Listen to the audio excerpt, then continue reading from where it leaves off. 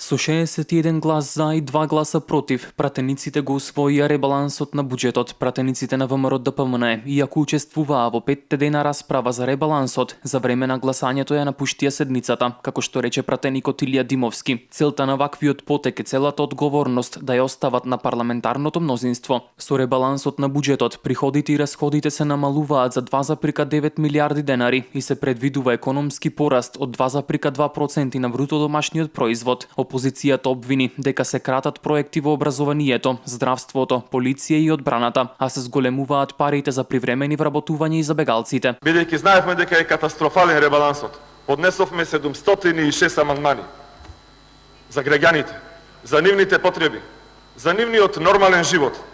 Ама за волја на вистината, ниту еден не прифативте. 0 амандмани се прифатени од вашата сериозна политичка опција.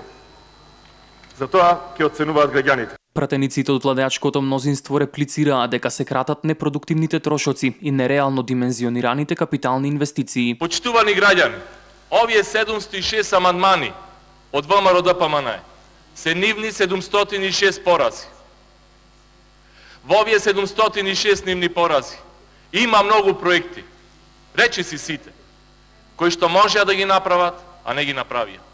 Цели 11 години ги трошат нашите пари. Според министерот за финансии Драган Тевдовски пак, ребалансот представува прв чекор кон градење на подобро општество, бидејќи тој предвидува ограничување и кратења поради зголемениот јавен долг. Според него, ребалансот ги крати непродуктивните трошења на владата и институциите за 122 милиони денари, но и други расходи за 257 милиони денари. Ребалансот се темели на проекција на раст на БДП од 2,2%, буџетски дефицит на 18,57 милиарди денари, додека вкупните приходи се ревидирани за 2,87 милиарди денари и капиталните расходи се ревидирани на 23,4 милиарди денари. Извршено е намалување на средства кај капиталните проекти, кои имаат забавена динамика на реализација на активностите во првата половина од годината.